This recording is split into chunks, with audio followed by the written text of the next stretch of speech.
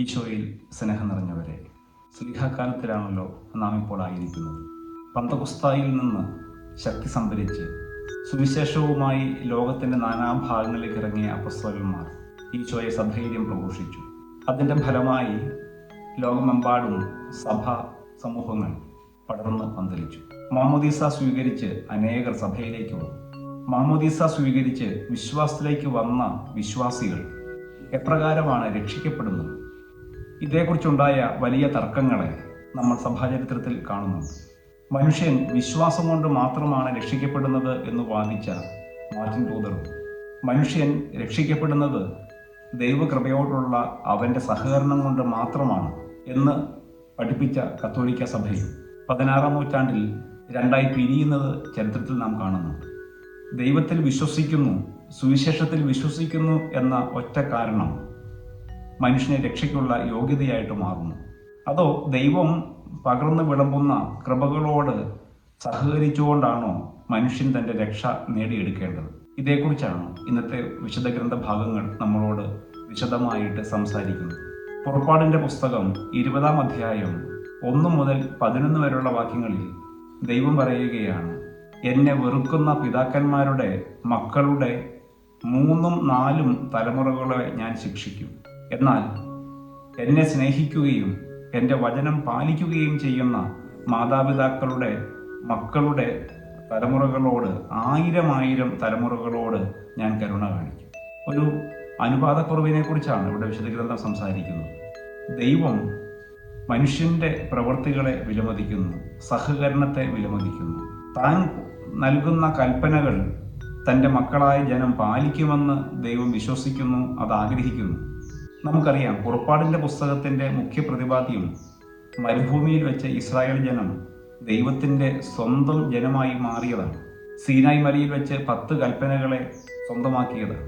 ഇതിൻ്റെ പശ്ചാത്തലത്തിൽ 10 കൽപ്പനകളോടുള്ള വിശ്വാസികളുടെ അനുസരണം, അതിനെ എപ്രകാരമാണ് താൻ പരിഗണിക്കാൻ പോകുന്നത് എന്നതിനെക്കുറിച്ചാണ് ഈ 1-ാമത്തെ വായനയിൽ പറയുന്നത്. അവിടെ ശിക്ഷയേക്കാൾ ഉപരി താൻ കരുണ കാണിക്കാൻ ആഗ്രഹിക്കുന്നു എന്ന കാര്യത്തെയാണ് ദൈവം ഊന്നി പറയുന്നത്. 3ഉം 4ഉം തലമുറകൾക്ക് ശിക്ഷ കൊടുക്കുമ്പോൾ 1000 തലമുറകളോട് ഞാൻ കരുണ കാണിക്കുമെന്ന് പറയുന്നത് എത്ര ചിന്തോദ്ദീപകമാണ്. വിശുദ്ധ ആഗസ്തീനോസ് പറയുന്നുണ്ട്, ദൈവം നിന്നെ സൃഷ്ടിച്ചത് നിന്നെ കൂടാതെയാണ്. പക്ഷെ നിന്നെ കൂടാതെ സൃഷ്ടിച്ച ദൈവത്തിന് നിന്നെ കൂടാതെ നിന്നെ രക്ഷിക്കാനാണ്. നമ്മുടെ എല്ലാവരുടെയും അസ്തിത്വം ദൈവത്തിൽ അടങ്ങിയിട്ടുണ്ട്. പക്ഷേ നമ്മുടെ രക്ഷ ദൈവത്തിൽ നിന്ന് വരുന്ന കൃപയോട്, ദൈവം നമുക്ക് വേണ്ടി ചൊരിയുന്ന കൃപാവരങ്ങളോടുള്ള സഹകരണത്തിൻ്റെ അടിസ്ഥാനത്തിലാണെന്ന് വിശുദ്ധ ആഗസ്തീനോസ് ഊന്നി പറയുന്നു. 2-ാമത്തെ വായനയിലേക്ക് വരുമ്പോൾ എസെക്കിയേൽ പ്രവാചകന്റെ പുസ്തകം 3-ാം അധ്യായം 1 മുതൽ 11 വരെയുള്ള വാക്യങ്ങളിൽ നാം കാണുന്നത് പ്രവാചകന് ദൈവം ചുരുൾ ഭക്ഷിക്കാൻ കൊടുക്കുന്നു. ചുരുൾ വചനത്തിൻ്റെ, ദൈവേഷ്ടത്തിൻ്റെ പ്രതീകമാണ്. മനുഷ്യനോട് ദൈവം സംസാരിക്കാൻ ആഗ്രഹിച്ചതെല്ലാം ദൈവം കാലാകാലങ്ങളിൽ വ്യക്തികളിലൂടെ വെളിപ്പെടുത്തിയതിൻ്റെ പ്രതീകമാണ് ചുരുൾ. അത് പൂർവ്വകാലത്ത് പൂർവ്വപിതാക്കന്മാരിലൂടെ, പിന്നീട് ന്യായാധിപന്മാരിലൂടെ, രാജാക്കന്മാരിലൂടെ, പ്രവാചകന്മാരിലൂടെ ദൈവം തൻ്റെ മക്കൾക്ക് കൈമാറിയ ദൈവേഷ്ടത്തിൻ്റെ ചുരുക്കെഴുത്തുകളാണ് ഈ ചുരുളുകൾ. നിയമം തന്നെയാണ്. അതിനെ പ്രവാചകന് ഭക്ഷിക്കാനായിട്ട് ദൈവം കൊടുക്കുകയാണ്. എന്താണ് ഇതിൻ്റെ അർത്ഥം? അതേക്കുറിച്ചാണ് 3-ാമത്തെ വായനയിൽ റോമാക്കാർക്കുള്ള ലേഖനത്തിൽ പൗലോസ് അപ്പോസ്തലൻ എടുത്തു പറയുന്നത്. റോമാക്കാർക്കുള്ള ലേഖനം 10-ാം അധ്യായം 5 മുതൽ 15 വരെയുള്ള വാക്യങ്ങൾ. അവിടെ പൗലോസ് അപ്പോസ്തലൻ എടുത്തു പറയുകയാണ്, വചനം നിനക്ക് സമീപസ്ഥമാണ്, നിന്റെ ഹൃദയത്തിലും അധരത്തിലും അതുണ്ട്. അപ്പോൾ പ്രിയപ്പെട്ടവരെ, നമ്മളെക്കുറിച്ചുള്ള ദൈവത്തിൻ്റെ ഹിതം, നമ്മൾ എപ്രകാരമാണ് ജീവിക്കേണ്ടത് എന്നതിനെക്കുറിച്ചുള്ള ദൈവത്തിൻ്റെ പദ്ധതികൾ സമൃദ്ധമായിട്ട് ദൈവത്തിൻ്റെ പക്കലുണ്ട്. അത് നമ്മുടെ മുൻപിലുമുണ്ട്. അവ നമുക്ക് സന്നിഹിതമാണ്. ദൈവത്തിൻ്റെ ഇഷ്ടം നിയമത്തിൻ്റെ രൂപത്തിൽ മാത്രമല്ല, ഈ പ്രപഞ്ചത്തിലെ ഓരോ പ്രതിഭാസങ്ങളിലും ഓരോ ജീവജാലത്തിലും അത് കുടികൊള്ളുന്നുണ്ട്. നമ്മളതിനെ ദൈവിക നിയമങ്ങളെന്നും പ്രകൃതി നിയമങ്ങളും എന്നൊക്കെ വിളിക്കാറുണ്ട്. അതിൻ്റെ ഏറ്റവും വലിയ പ്രതീകമാണല്ലോ ഏദൻ തോട്ടത്തിൻ്റെ നടുവിൽ അവിടുന്ന് സ്ഥാപിച്ച നന്മതിന്മകളുടെ വൃക്ഷം. നന്മതിന്മകളുടെ നിർവചനം ദൈവത്തിൻ്റെ മനസ്സിൽ നിന്നാണ് മനുഷ്യൻ മനസ്സിലാക്കേണ്ടത്. അതിന് വ്യക്തിപരമായ ഭാഷ്യങ്ങൾ കൊടുക്കാൻ ശ്രമിക്കുന്നത് അപകടങ്ങളിലേക്ക് കൊണ്ടുപോകും. അപ്പോൾ എസെക്കിയേലിന് ഭക്ഷിക്കാൻ കൊടുക്കുന്ന ചുരുളും ഏദൻ തോട്ടത്തിൻ്റെ നടുക്ക് നിൽക്കുന്ന നന്മതിന്മകളുടെ വൃക്ഷവും പൗരസപസ്തോലൻ പ്രതിപാദിക്കുന്ന സമീപസ്ഥമായ വചനവും ഒന്നുതന്നെയാണ്. ദൈവത്തിൻ്റെ സൃഷ്ടികളായ, ദൈവത്തിൻ്റെ മക്കളായ നമ്മൾ ഓരോരുത്തരെയും കുറിച്ചുള്ള ദൈവത്തിൻ്റെ ഹിതമാണ്. നമ്മുടെ രക്ഷയ്ക്ക് വേണ്ടി അവിടുന്ന് വെച്ചു വിളമ്പുന്ന കൃപകളുടെ സമാഹാരമാണ് അത്. അതിനോട് എപ്രകാരമാണ് മനുഷ്യൻ സ്വതന്ത്രമായിട്ട് പ്രതികരിക്കുന്നത്, സഹകരിക്കുന്നത്, അതിൻ്റെ അടിസ്ഥാനമാണ് നമ്മുടെ രക്ഷകളെ നിർണ്ണയിക്കാൻ പോകുന്നത്. ഏദൻ തോട്ടത്തിൽ ദൈവത്തിൻ്റെ നിയമങ്ങൾക്ക്, കൽപ്പനകൾക്ക് വ്യക്തിപരമായ ഭാഷ്യം, നിർവചനം ചമയ്ക്കാൻ മനുഷ്യൻ ശ്രമിച്ചത് അപകടത്തിലേക്ക്, കൊലപാതകത്തിലേക്ക്, ഏദൻ തോട്ടത്തിൽ നിന്നുള്ള ബഹിഷ്കരണത്തിലേക്ക് അവനെ നയിച്ചു. ചുരുളിനെ വാങ്ങി ഭക്ഷിക്കുന്ന എസക്കിയേലിന് അത് വായിൽ മധുരിച്ചു എന്ന് പറയുന്നുണ്ട്. ദൈവത്തിൻ്റെ വചനം മധുരമാണ്, അത് അനുസരിക്കാൻ വളരെ എളുപ്പമുള്ളതാണ്. ഒരു പിതാവ് മകന് കൊടുക്കുന്ന അതേ സ്വാതന്ത്ര്യം തൻ്റെ നിയമങ്ങൾ പാലിക്കുന്നതിൽ ദൈവം തൻ്റെ മക്കൾക്ക് കൊടുക്കുന്നുണ്ട്. വെളിപാടിൻ്റെ പുസ്തകം 10-ാം അധ്യായം 8 മുതൽ 11 വരെയുള്ള വാക്യങ്ങളിൽ നമ്മൾ ഇതിന് സമാനമായ ഒരു രംഗം കാണുന്നുണ്ട്. യോഹന്നാന് ദൈവദൂതൻ ചുരുൾ ഭക്ഷിക്കാൻ കൊടുക്കുന്നു. അത് ഭക്ഷിച്ച യോഹന്നാന് ചുരുൾ വായിൽ തേൻ പോലെ മധുരിച്ചു, പക്ഷെ ഉദരത്തിൽ അത് കയ്പായി തീർന്നു. ദൈവ കൽപ്പനകൾ ശ്രവിക്കുന്ന മാത്രയിൽ സന്തോഷകരമാണ്, അത് വളരെ എളുപ്പമാണ്. പക്ഷേ ആ വചനത്തെ പ്രവൃത്തിപഥത്തിലേക്ക് കൊണ്ടുവരുമ്പോഴാണ് അത് നമ്മിൽ നിന്നും പല ത്യാഗങ്ങളും വെല്ലുവിളികളെയും ആവശ്യപ്പെടുന്നത്. അത് ഉദരത്തിൽ, പ്രവൃത്തിയിൽ കയ്പായിട്ട് മാറുന്നു. അപ്പോൾ ദൈവത്തിൻ്റെ ഹിതത്തെ മനസ്സിലാക്കാനും ആ ദൈവഹിതങ്ങളോട് സഹകരിക്കാനുമുള്ള സ്വാതന്ത്ര്യം അത് ദൈവം മനുഷ്യന് നൽകുന്നുണ്ട്. അതുകൊണ്ടാണ് തോട്ടത്തിൽ അവിടുന്ന് ആ മരത്തെ അവശേഷിപ്പിക്കുന്നത്. നിനക്ക് കൈനീട്ടി പറിക്കാം, പറിക്കാതിരിക്കാം. പറിച്ചാൽ നീ അതിന് സമാധാനം പറയണം, ഉത്തരവാദിത്വം പറയണം. പറിക്കുന്നില്ലെങ്കിൽ നീ എന്നും എന്നോട് വിശ്വസ്തതയുള്ള, അനുസരണമുള്ള പുത്രനായിരിക്കും. എൻ്റെ തോട്ടത്തിൽ നീ നിത്യകാലം വാഴും. പ്രിയപ്പെട്ടവരെ, ഈ ചിന്തകളുടെ എല്ലാം ഒരു സമഗ്രതയാണ് സുവിശേഷത്തിൽ നമ്മൾ കണ്ടുമുട്ടുന്നത്. യോഹന്നാൻ്റെ സുവിശേഷം 6-ാം അധ്യായം 60 മുതൽ 69 വരെയുള്ള വാക്യങ്ങൾ. അവിടെ തൻ്റെ മക്കൾക്ക് ദൈവം കൊടുക്കുന്ന ഒരു വലിയ സ്വാതന്ത്ര്യത്തെ ഈശോ അവതരിപ്പിക്കുകയാണ്. ഈ വചനം കഠിനമാണെന്ന് കേട്ട് പിറുപിറുക്കുന്നവരുടെ പിന്നാലെ ഈശോ പോകുന്നില്ല. വളരെ ഹൃദയസ്പർശിയായ ഒരു രംഗമാണത്. അവൻ്റെ കൂടെ അത്രയും നാൾ നടന്നവർ പിന്നീട് ഒരിക്കലും അവൻ്റെ കൂടെ നടന്നില്ല, അവനെ വിട്ടുപോയി എന്ന് സുവിശേഷകൻ പറയുന്നുണ്ട്. പക്ഷേ അവിടെ തൻ്റെ വചനത്തെ മയപ്പെടുത്താനോ അതിൽ വെള്ളം ചേർക്കാനോ അല്ല ഈശോ ശ്രമിക്കുന്നത് എന്നത് ശ്രദ്ധേയമാണ്. അവിടുന്ന് ചോദിക്കുന്നത്, നിങ്ങളും പോകാൻ ആഗ്രഹിക്കുന്നു.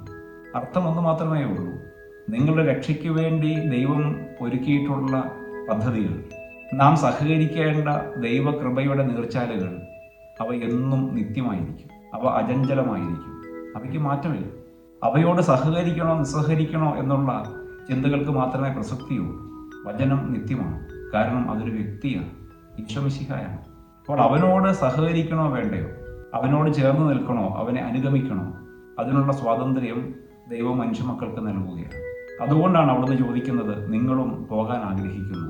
പോകുന്നവർ തങ്ങളുടെ സ്വന്തം ഭാഗധേയമാണ് തിരഞ്ഞെടുക്കുന്നത്. യൂദാസിനോടും അവിടുന്ന് പറയുന്നുണ്ടല്ലോ, നീ വേഗം പോയി ചെയ്യാനുള്ളത് പൂർത്തിയാക്കുക. ധൂർത്തപുത്രന് അനർഹമായ വീതം നൽകി, ഓഹരി നൽകി പറഞ്ഞയക്കുന്ന പിതാവിനെ നമ്മൾ ലൂക്കായുടെ സുവിശേഷത്തിൽ കാണുന്നുണ്ടല്ലോ. ദൈവം പോകാൻ അനുവദിക്കും, ആരെയും പിടിച്ചു നിർത്തുന്നില്ല. ദൈവം അവസരങ്ങൾ ഒരുക്കും, പക്ഷേ ആ അവസരങ്ങളിലേക്ക് ആരെയും വലിച്ചിഴച്ചുകൊണ്ട് വരുന്നില്ല. ദൈവം രക്ഷയിലേക്ക് ആരെയും വലിച്ചിഴച്ചുകൊണ്ട് വരുന്നില്ല, ആരെയും നിർബന്ധിക്കുന്നില്ല. അവിടുന്ന് നൽകുന്നത് സ്വാതന്ത്ര്യമാണ്. ആ കൃപകളിൽ നിലനിൽക്കാനുള്ള ശക്തിയും കൃപയും അവിടുന്ന് നൽകും. സഹകരിച്ചുകൊണ്ട് തൻ്റെ ഉത്തരവാദിത്വം പ്രകടിപ്പിക്കേണ്ടത് നമ്മൾ ഓരോരുത്തരുമാണ്. ഇതേക്കുറിച്ച് പ്രശസ്ത ചിന്തകനായ ബിഷപ്പ് റോബർട്ട് ബാരൻ പറയും, നമുക്ക് സ്വാതന്ത്ര്യമുണ്ട്, പക്ഷെ നമ്മുടെ സ്വാതന്ത്ര്യം ഒരു വിശുദ്ധൻ്റെ സ്വാതന്ത്ര്യമാണ്. അവരെ ദൈവത്തെ തിരഞ്ഞെടുക്കാൻ മാത്രമേ അനുവാദമുള്ളൂ. ഒരു തോന്നിവാസിയുടെ സ്വാതന്ത്ര്യം നമുക്കില്ല. പ്രിയമുള്ളവരെ, ദൈവം ആരെയും രക്ഷയിലേക്ക് വലിച്ചിഴച്ചുകൊണ്ട് വരുന്നില്ല, മറിച്ച് ദൈവം അവസരങ്ങൾ ഒരുക്കും. കൃപയുടെ നീർച്ചാലുകളെ അവർക്ക് വേണ്ടി ഒഴുക്കും. ആ കൃപയിൽ നിലനിൽക്കാൻ ആവശ്യമായ ശക്തിയും അവിടുന്ന് നൽകും. പക്ഷേ ഈ കൃപകളെ തിരഞ്ഞെടുക്കാനും സ്വീകരിക്കാനും അതിനെ തിരസ്കരിക്കാനുമുള്ള സ്വാതന്ത്ര്യം പ്രായപൂർത്തിയുടെ, ചിന്തയുടെ പക്വതയുള്ള മനുഷ്യർക്ക് അവിടുന്ന് നൽകിയിരിക്കുന്നു. കാരണം സ്വന്തം രക്ഷയെ ദൈവിക പദ്ധതിയോട് സഹകരിച്ചുകൊണ്ട് മനുഷ്യർ സ്വായത്തമാക്കണം. അതൊരിക്കലും നിർബന്ധത്തിൻ്റെയും ഭീഷണിയുടെയും ഒരു പശ്ചാത്തലത്തിലാകരുത്, മറിച്ച് സ്വതന്ത്രമായ ഇച്ഛയോടുകൂടി, ആഗ്രഹത്തോടുകൂടി ആയിരിക്കണം. അതിൽ മനുഷ്യൻ്റെ സഹകരണത്തിൻ്റെ കയ്യൊപ്പ് പതിയണം.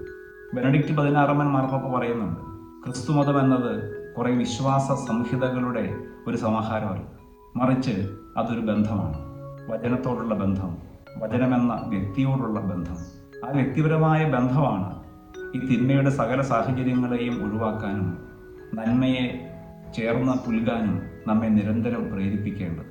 അതാണ് പത്രോസ് പറയുന്നത്, ഞങ്ങൾ ആരുടെ അടുക്കിലേക്ക് പോകും? നിത്യജീവന്റെ വചനങ്ങൾ നിന്റെ പക്കലുണ്ട്. നീയാണ് ദൈവത്തിൻ്റെ പരിശുദ്ധനെന്ന് ഞങ്ങൾ വിശ്വസിക്കുകയും അറിയുകയും ചെയ്തിരിക്കുന്നു.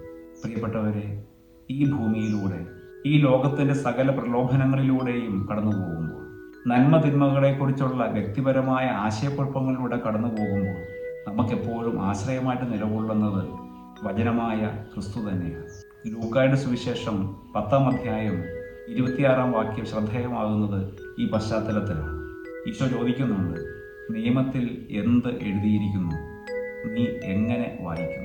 നിയമത്തിൻ്റെ അക്ഷരം നമ്മുടെ എല്ലാവരുടെയും മുൻപിൽ ഒന്ന് തന്നെയാണ്. ഈ ഭൂമിയിൽ പിറന്നു വീഴുന്ന, ഈ ഭൂമിയിലൂടെ സഞ്ചരിക്കുന്ന ഏതൊരു വ്യക്തിയുടെ മുൻപിലും ദൈവത്തിൻ്റെ നിയമത്തിൻ്റെ അക്ഷരങ്ങൾ ഒന്ന് തന്നെയാണ്. പക്ഷെ അതിനെ നാം വായിക്കുന്നത് ഏത് മനോഭാവത്തോടെയാണ്? ചോദ്യം ചെയ്യാനും ധിക്കരിക്കാനുമുള്ള മനോഭാവത്തോടെയാണ്? അതോ അനുസരിക്കാനും അതിലൂടെ രക്ഷ നേടാനുമുള്ള മനസ്സോടുകൂടിയാണ്? അതുകൊണ്ടാണ് ദൈവം ചോദിക്കുന്നത്, നിയമത്തിൽ എന്താണ് എഴുതിയിരിക്കുന്നത്? നീ എങ്ങനെയാണ് വായിക്കുന്നത്? എല്ലാ വായനകളും വ്യക്തിപരമായ വായനകളായിരിക്കണം. എല്ലാ വ്യാഖ്യാനങ്ങളും വ്യക്തിപരമായ വ്യാഖ്യാനങ്ങളായിരിക്കണം. അപ്പോൾ മാത്രമാണ് ദൈവത്തിൻ്റെ പദ്ധതികളോട് സഹകരിച്ചതിൻ്റെ അടിസ്ഥാനത്തിൽ ജീവൻ്റെ കിരീടം നേടാൻ പൗലോസ് പറയുന്നത് പോലെ, ഞാൻ ഓടിയത് നല്ല ഓട്ടമാണ്, ഞാൻ പൂർത്തിയാക്കിയത് എൻ്റെ ജീവിത നിയോഗമാണ്. അതുകൊണ്ട് നീതിയുടെ ന്യായാധിപനായ ദൈവം ജീവൻ്റെ കിരീടം എനിക്ക് തരുമെന്ന് പറയുന്നത് പോലെ, ദൈവകൃപകളിൽ നിലനിന്നുകൊണ്ട്, ദൈവവചനത്തിന് അനുസരണം പ്രഖ്യാപിച്ചുകൊണ്ട്, സഹനങ്ങളും ത്യാഗങ്ങളും ഏറ്റെടുത്തുകൊണ്ട് ഈ കൃപയുടെ പാതയിലൂടെ നീങ്ങി നമ്മുടെ രക്ഷ നേടിയെടുക്കാൻ നമ്മൾ പ്രത്യേകമായിട്ട് വിളിക്കപ്പെട്ടിരിക്കുന്നു. ദൈവകൃപകളെ കണ്ടെത്താനും ആ കൃപകളിൽ നിലനിൽക്കാനും ക്രിസ്തു എന്ന വ്യക്തിയോട് ആഴമേറിയ ബന്ധം സ്വന്തമാക്കാനും അതിനാവശ്യമായ കൃപകൾക്ക് വേണ്ടി നമുക്ക് പ്രാർത്ഥിക്കാം. ദൈവം നമ്മെ സമൃദ്ധമായിട്ട് അനുഗ്രഹിക്കട്ടെ.